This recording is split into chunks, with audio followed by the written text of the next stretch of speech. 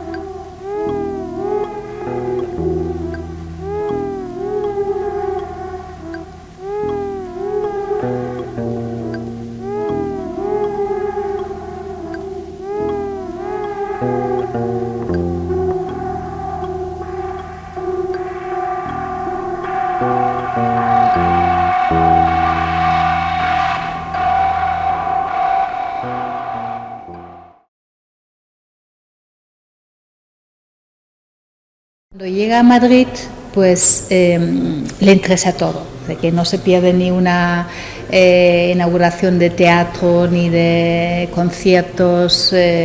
ni de exposiciones, y figuraba entre los pocos que no se perdió ningún estreno en la Filmoteca de Madrid o en el Conde Duque, en aquellos sitios donde había cine de autor, en aquellos otros lugares donde ocurrieron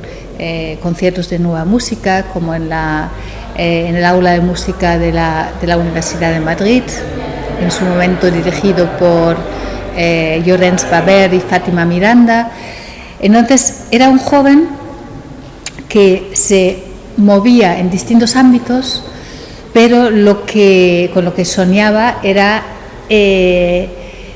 tener un lugar donde todos esos ámbitos podían coincidir y encontrarse. Este lugar lo encuentra en el sótano de una céntrica calle de Madrid, la calle Núñez de Arce 11, en un antiguo establecimiento de complementos para sastrería. Y en este sótano encuentra un lugar de 90 metros cuadrados donde inicialmente empieza a trabajar en el ámbito que había en el que se había iniciado en el 77 de la performance. Tenía su propio grupo de performance, el grupo COPS, con el que trabajaba en el arte de acción, pero digamos con una formación propia más inspirado en la expresión corporal que en el arte conceptual o en los movimientos fluxos de los 60, ¿no? Porque en la performance trabajan artistas que vienen algunos más de entornos conceptuales, de los entornos fluxos, pero él viene del ámbito de la expresión corporal. Durante el primer año, Espacio P fue un lugar de ensayos y de producción de los proyectos colectivos del arte de acción del colectivo COPS. Y a finales del 82 empieza a organizar una serie de encuentros con artistas internacionales que por aquellas fechas estaban pasando por Madrid. El primero de ellos, Philip Corner, que había asistido al Festival de Libre Expresión Flesh, invitado por Llorenç Baldbert en el 82. Y desde allí vino al Espacio P para ofrecer una charla en torno a su obra, y en esta charla, a esta charla asistieron muchos artistas, amigos, invitados por Pedro, para compartir un poco la experiencia y las prácticas artísticas de Philip Corner. Y a partir de este momento, pues pasaban por Espacio P desde Meredith Monk, Miguel Ángel Pistoletto.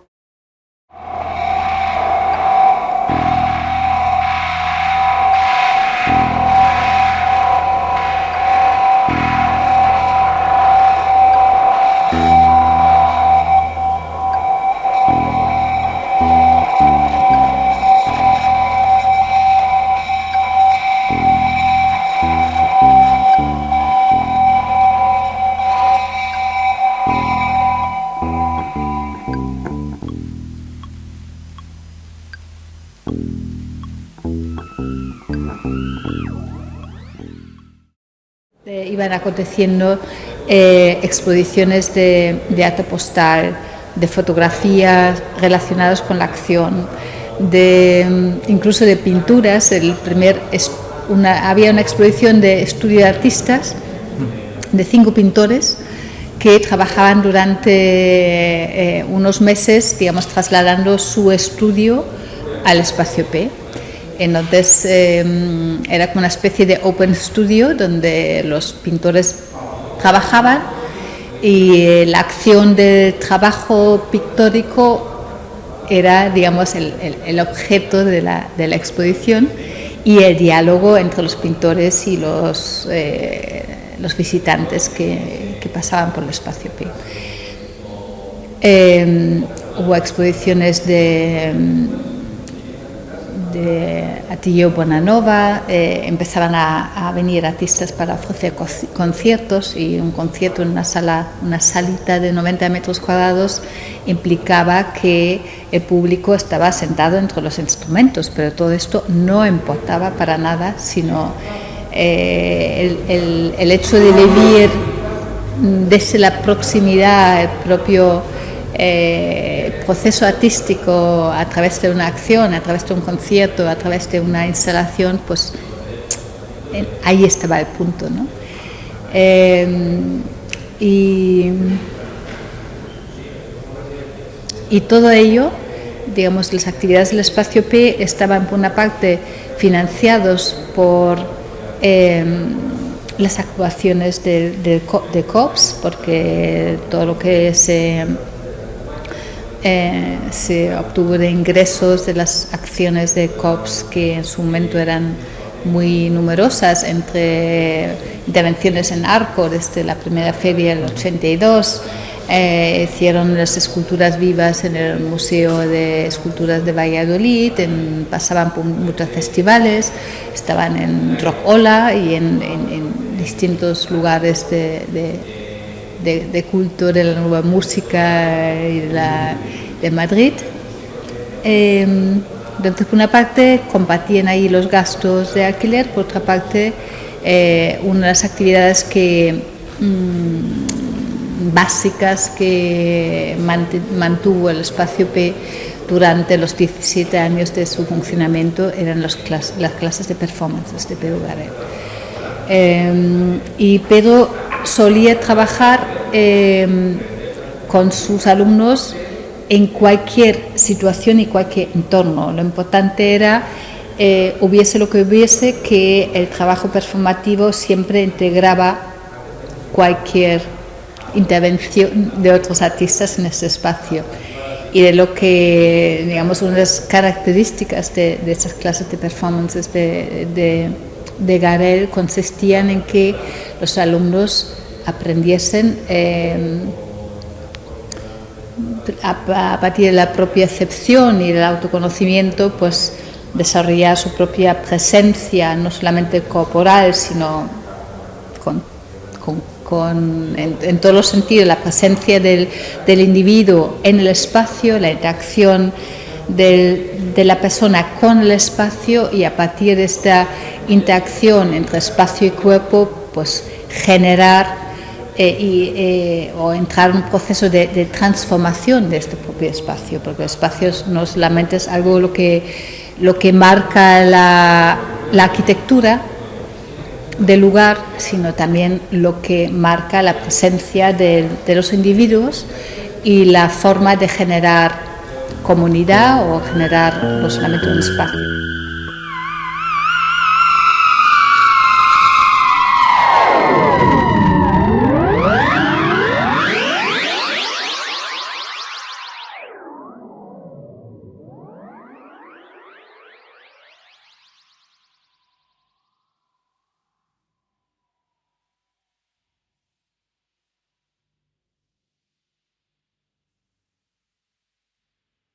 Espacio P debe estar en el Reina Sofía, ese es su espacio, el archivo de Espacio P. Y eso es un diálogo que hemos tenido con Yanira Quintero, con la hermana de Pedro Garel, y Karin también Claro, Karin era una de las... De hecho, ella lo intentó, pero no hubo respuesta, o sea, no, fue un no.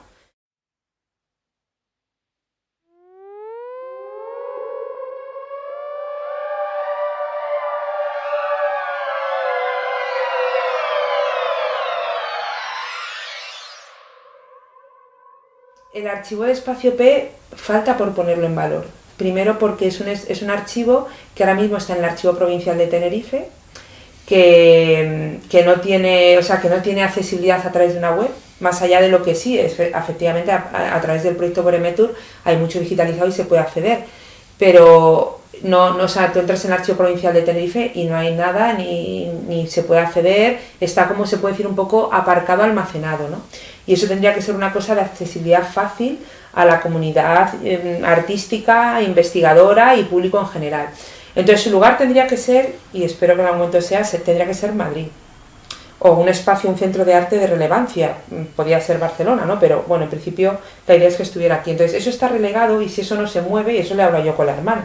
es decir, si eso no se mueve, va a quedar ahí moribundo, porque no lo va a consultar nadie. Entonces eso no está puesto en valor, contando con que, como digo, es de los primeros espacios autogestionados aquí en España.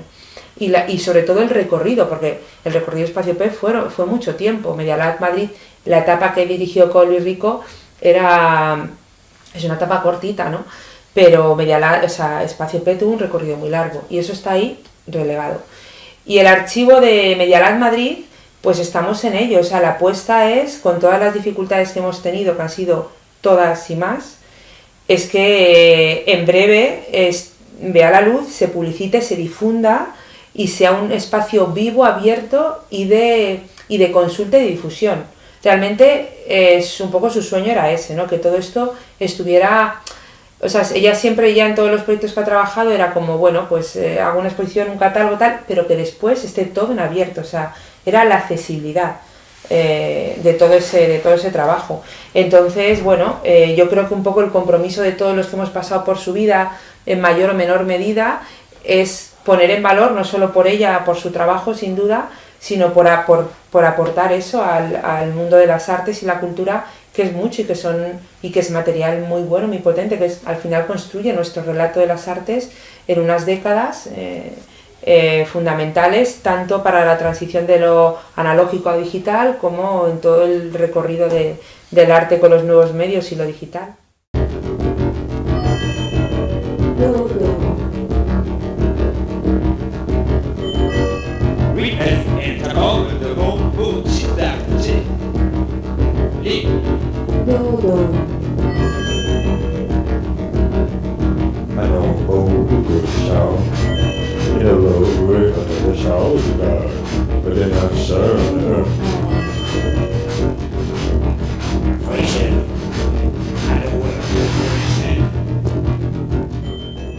El vídeo,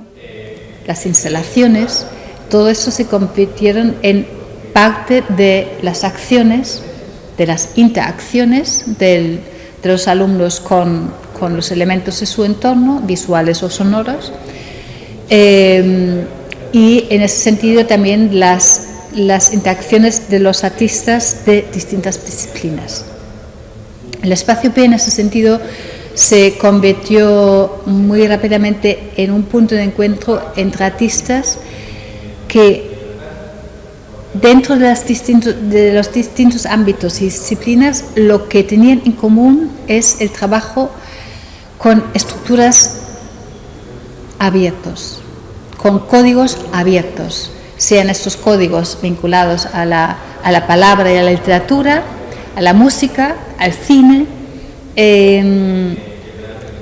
De hecho, todos los artistas que se encontraban en el espacio P, desde el anticine de Javier Aguirre hasta la poesía experimental de los autores que antes mencionaba, o de Francisco Felipe, que trabajaba también en el ámbito de la performance, de la acción, de la poesía acción, pues toda esta gente tan rara, cuyas prácticas estaban precisamente en las zonas fronterizas entre distintos lenguajes y formatos, en el espacio P encontraban justamente este caldo de cultivo de donde encontrarse con otros que también, digamos, estaban desarrollando sus investigaciones y exposiciones en estos campos híbridos, ¿no? Intermedios. Y a partir de allí, de esas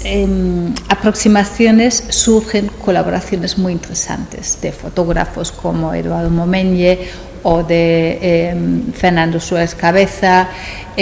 con los grupos de performance, artistas que estaban trabajando con el vídeo, y entre el vídeo y el arte de acción también surgieron unos trabajos muy interesantes del colectivo Urauns con Antonio Cano, de Pedro Garel y Rosa Galindo con el colectivo Cinética Ojilda, o con los músicos desde Juan Belder hasta Hugo Westerdahl, de modo que el arte de acción se convirtió de alguna manera en un catalizador de todos estos expresiones híbridos entre la poesía de acción y el videoarte, o los nuevos proyectos multimedia que también surgen en este momento, en el que entre el arte de acción y el vídeo pues surgen colaboraciones, surgen esas videoinstalaciones donde la acción transcurre simultáneamente en distintas pantallas sugiriendo, digamos, una constelación, un diálogo entre distintas escalas espaciotemporales. Todo esto se desarrollaba en los 80, y en este tipo de trabajo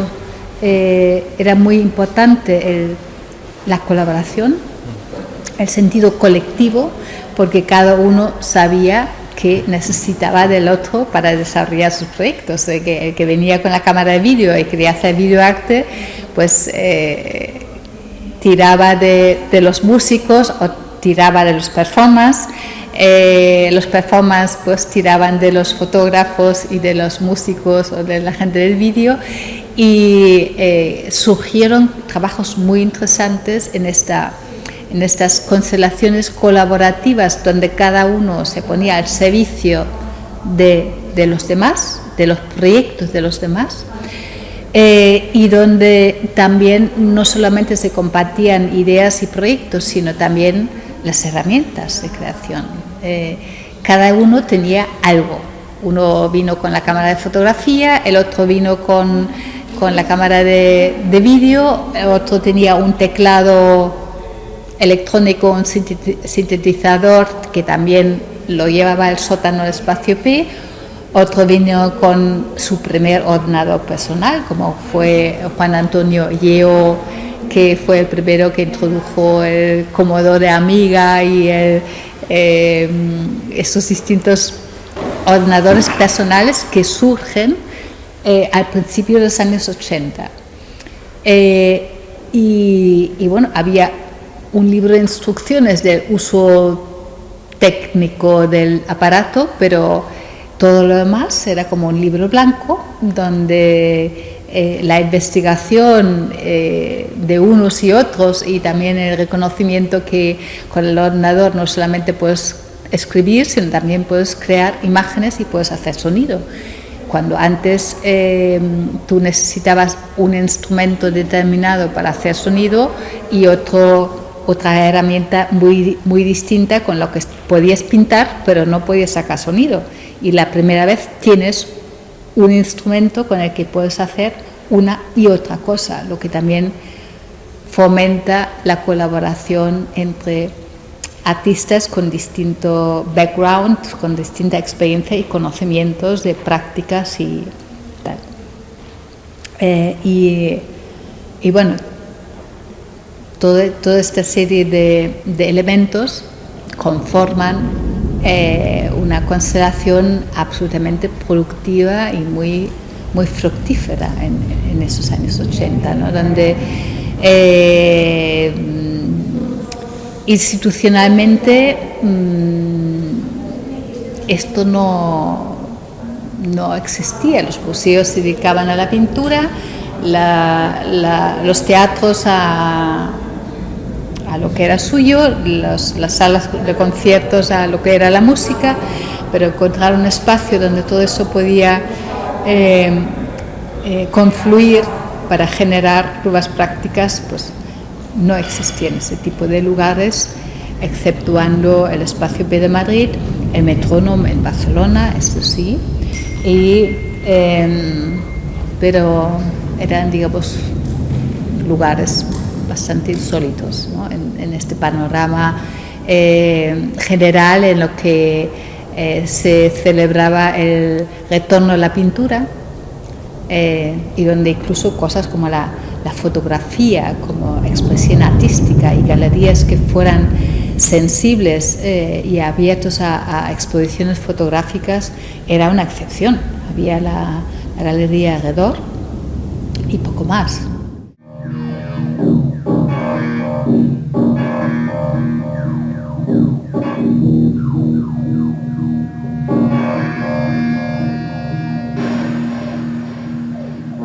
En los años 80 existían muchísimos festivales de vídeo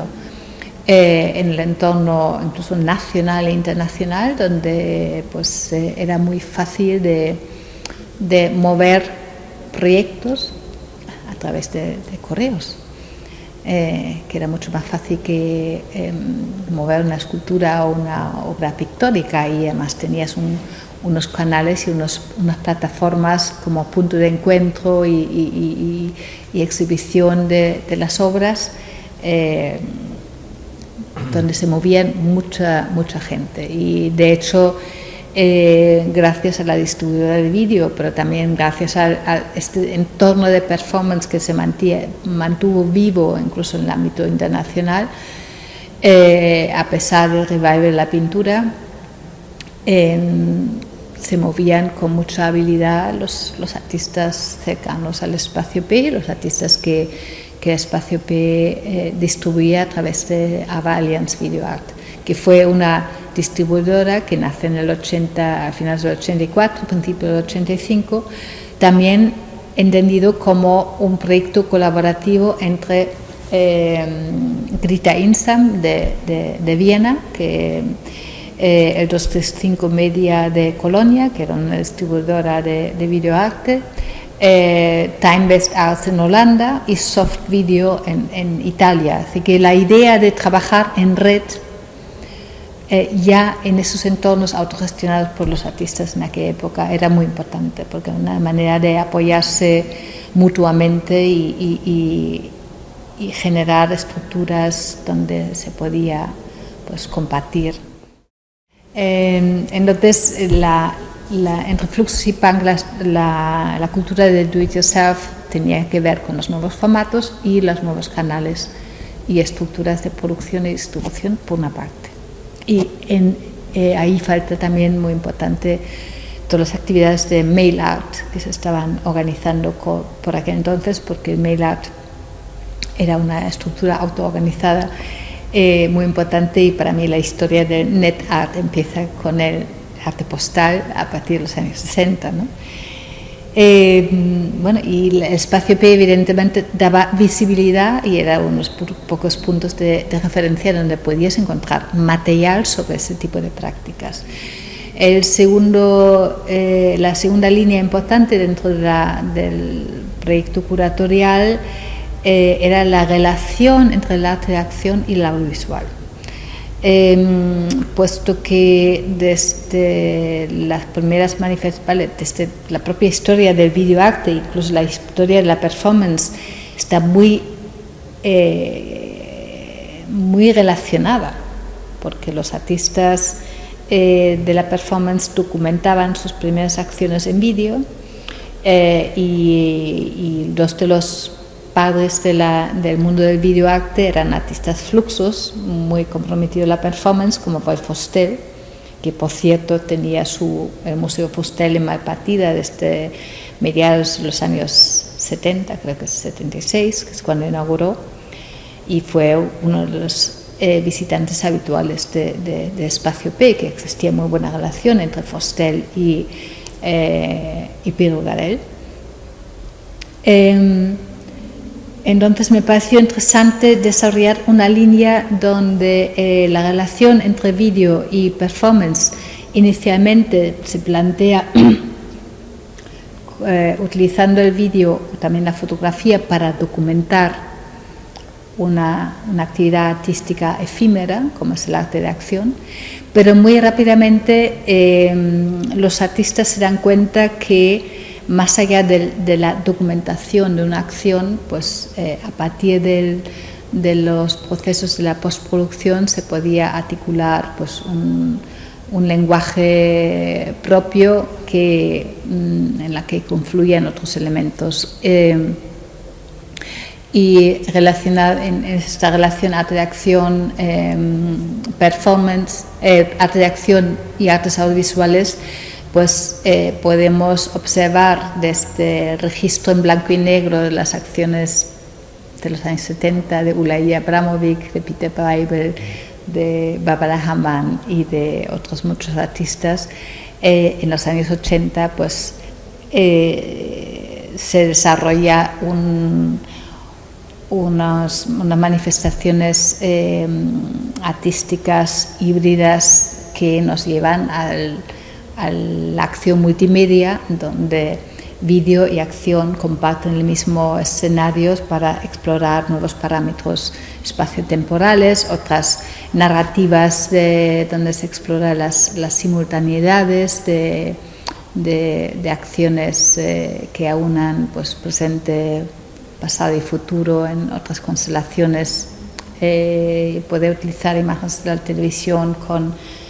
como parte integrante de la acción, así que se desarrolla allí toda una serie de prácticas muy, muy interesantes en este diálogo entre la acción y el audiovisual.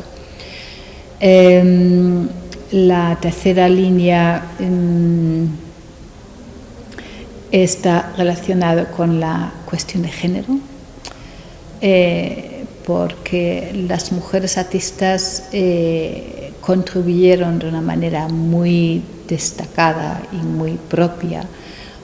tanto a la historia de la performance como a la historia del vídeo. Dos campos de expresión donde la mujer podía contribuir desde su principio otras miradas, otras perspectivas, otra presencia que no tuvo la oportunidad de hacer ni la pintura, ni la escultura, ni en ninguna de las prácticas tradicionales. También en la fotografía hay mujeres artistas muy importantes que marcaron un poco la propia historia de la fotografía, y donde la mujer también empieza a trabajar con la revisión de su propio papel en la historia de la cultura y en la historia de la sociedad. Cuestionando el imaginario y la imagen de la mujer impuesta por el sistema patriarcal y revisar también cómo esas jerarquías se han ido perpetuando dentro de los medios de comunicación, de la publicidad y de otros ámbitos, y donde la artista empieza a visibilizar los patrones, las miradas, cuestionarlos, romper, decodificar y generar y plantear otras narrativas. Toda esta línea fue representada en el programa del Espacio P al principio, en el 83, una de las primeras exposiciones monográficas de una artista más feminista como Eulalia Grau en Madrid ha sido en el Espacio P. O Cao Pestana, una artista portuguesa también muy importante en los años 70-80, que tuvo una exposición monográfica en el Espacio P. Era un momento en que la presencia de las mujeres en el panorama expositivo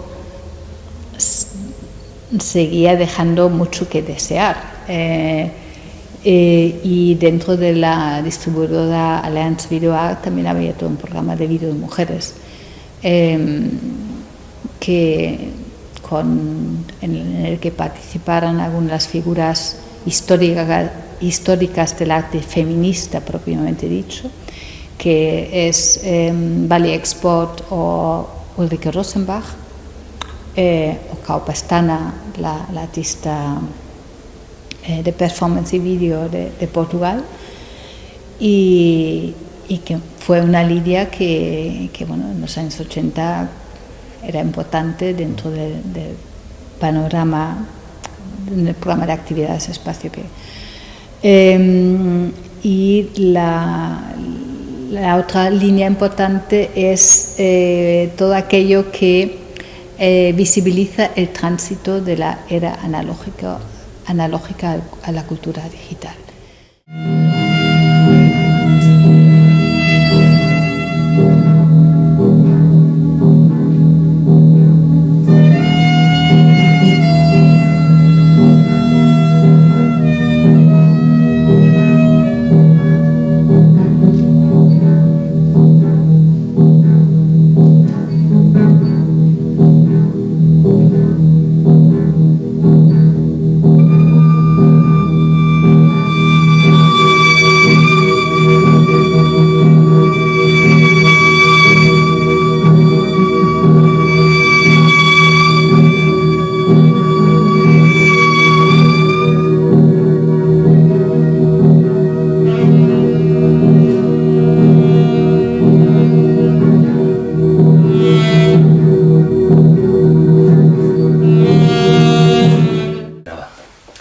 Sí, no se puede entender el arte contemporáneo sin ese relato de lo analógico a lo digital, es decir, es borrar del mapa no solamente la creación, sino el pensamiento intelectual y creativo de 2 o 3 décadas de la historia contemporánea de la cultura y las artes. O sea, no se puede entender. Y bueno, como digo, Karin es la punta del iceberg de una pieza más ignorada de todo ese relato. Entonces, damos una imagen muy lamentable como país, porque quiero decir, o sea, nadie ignoraría un espacio como ZKM o Ahora Electrónica. Precisamente, si queremos hacer una labor didáctica, educacional del pensamiento computacional, un chaval no puede ir al Museo de Arte Contemporáneo y no ver absolutamente nada de esto. O sea, en la labor didáctica de difusión de la cultura, el conocimiento y de didáctica que debe hacer un museo, no puedes ir a un espacio de arte contemporáneo y no encontrar nada de esto. Porque entonces, ¿qué podemos esperar efectivamente de todas las consecuencias que están teniendo las tecnologías en las nuevas generaciones? Que en principio, con una evaluación muy por encima, podemos ver casi que está reportando más cuestiones negativas que positivas. Pero es que este capítulo está ignorado. O sea, tú ves un libro de historia contemporánea y es que lo de un chaval y lo más tecnológico que encuentras es el invento del cinematógrafo. Y eso es un crimen, es decir, y cuando ellos están trabajando todo el día en el contexto de lo digital. Entonces, Espacio P representa esa pieza, Medialab Madrid representa esa pieza, y son referentes a nivel internacional de lo que se ha hecho en Europa y en Estados Unidos, a nivel internacional se ha hecho en esos contextos. O sea, es decir, que esos proyectos tienen una potente fundamentación teórica, conceptual, de tradición de las artes, la cultura y cómo se ha ido transformando en los procesos creativos, las artes y las propuestas disruptivas que se han producido a nivel internacional. Son fiel reflejo de eso. Es decir, es consecuencia de un trabajo y un recorrido y una trayectoria de ella. Y para nosotros construye ese relato de esos 20 años, ¿no? Entonces, o de esos 30 años. Entonces, Espacio P debía estar en la Sofía sin ninguna duda. Pues es que además es uno de los relatos más genuinos en cuanto a representación de lo analógico a lo digital y también en cuestión de género, que la exposición de Espacio P recoge temas de género. Fíjate lo fundamental que sería ahora poner el foco de lo que se hizo en esa época con lo que está pasando ahora.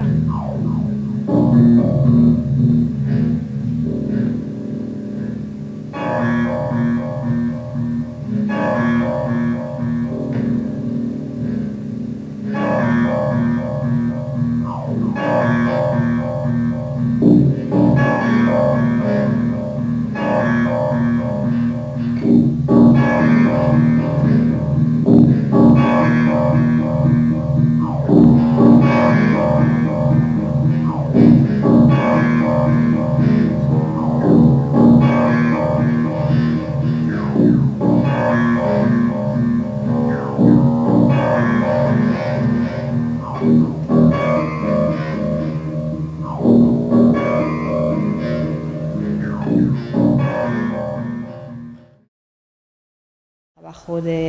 sonoro de la primera instalación con ordenadores realizado por Juan Antonio Yeo. Trabajos de John Sanborn, de Max Almy, de Peter Weibel y artistas que empezaban a trabajar en los años 80 desde el videoarte, utilizando inicialmente los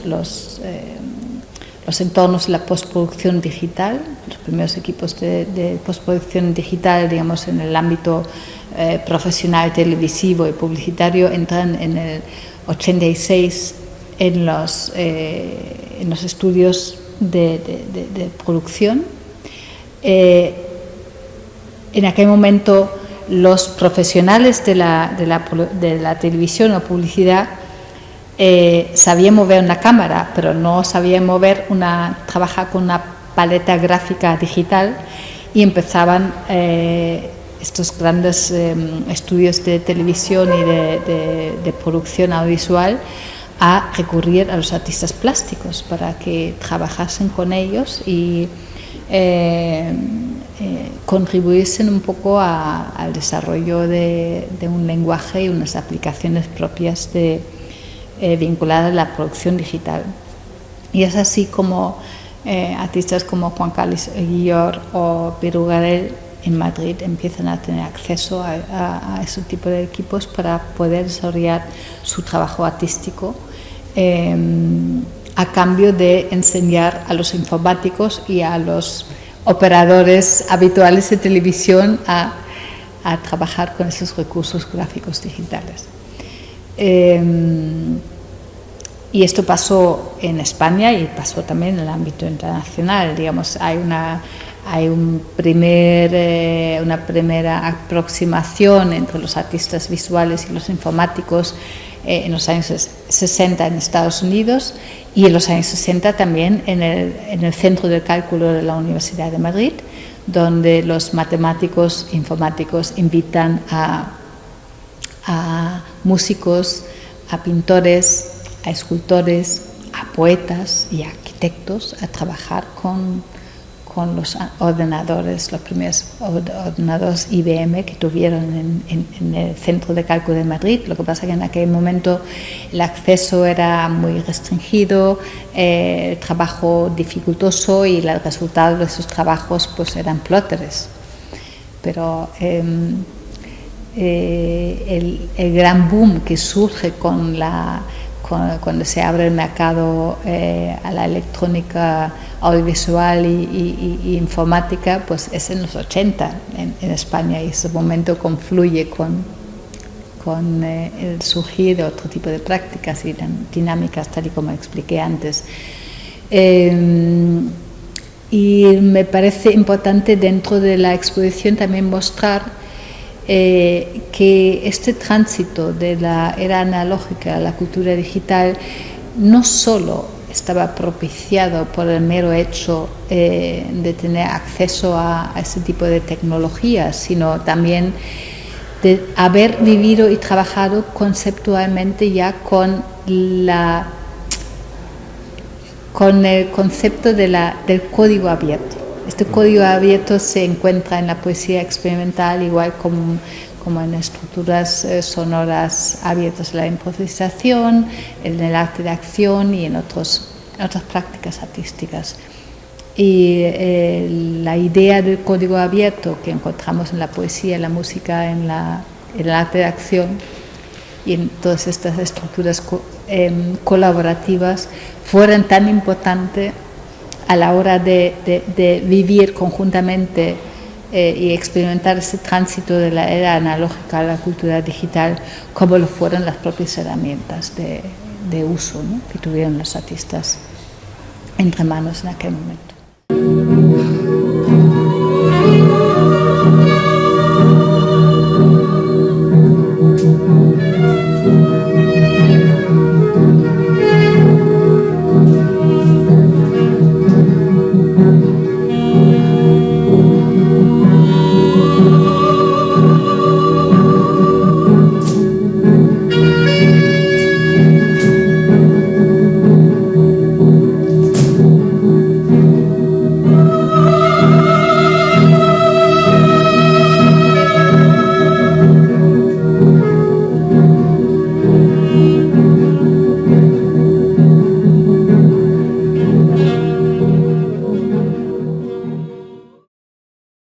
Al tema de la relevancia de que entre todos contribuyamos a dar visibilidad al legado de Karin, precisamente viene con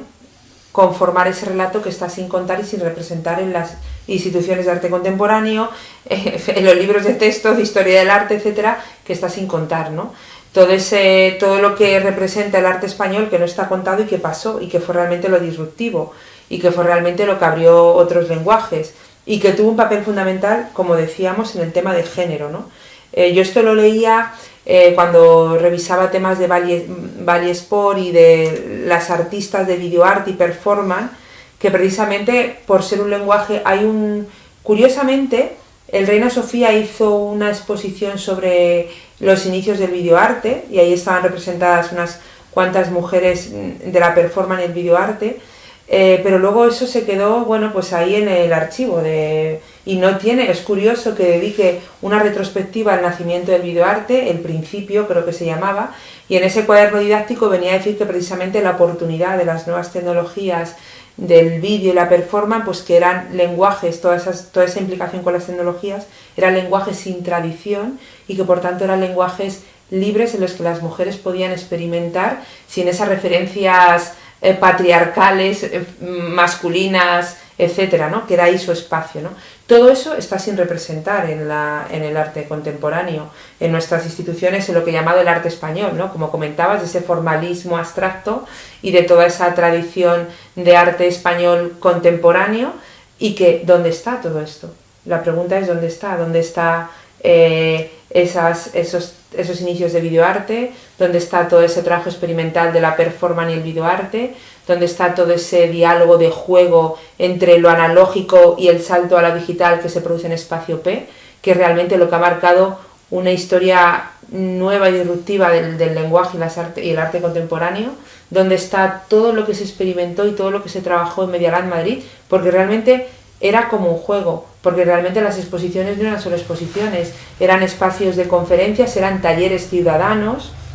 era ese espacio de interactivos donde realmente Medialab Madrid fue también el primer espacio donde el espacio expositivo no solo es un espacio expositivo, o sea, rompe las paredes de lo que es el espacio expositivo para entrar el ciudadano, para que el ciudadano asista a las conferencias, a los talleres, a los coloquios,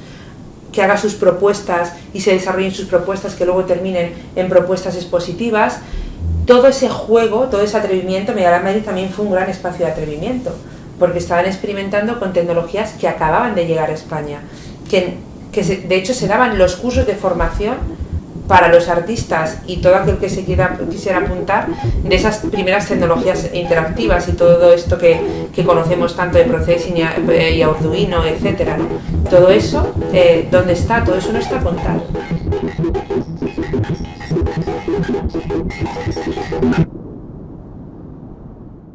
Para mí encontrarme con Karin es encontrarme con un diálogo abierto en ese espacio de pensamiento, de creación, de enfoque del conocimiento tan vital, no solamente en ese momento, sino que 20 años después de lo que empezó a hacer esto, es aún, aunque parezca un tópico, pero real, es aún más contemporáneo y más necesario. Y para mí, lo que me fascinaba de hablar con Karin y de encontrarme con ella es que encontraba ese espacio de diálogo común, de conectar con un trabajo de investigación, de pensamiento, de creación, que me entendía, o sea, era un diálogo, para mí fue como la oportunidad. Por eso a mí encontrar Medialab Madrid, de hecho yo creo que, bueno,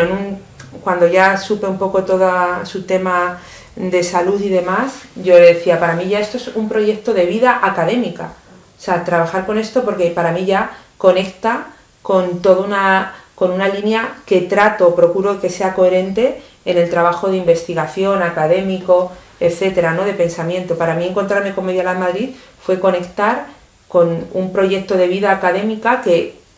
lo he ido viendo con los años cuando he ido desarrollando, y por eso para mí el encuentro con Karin fue vital en encontrar ese espacio.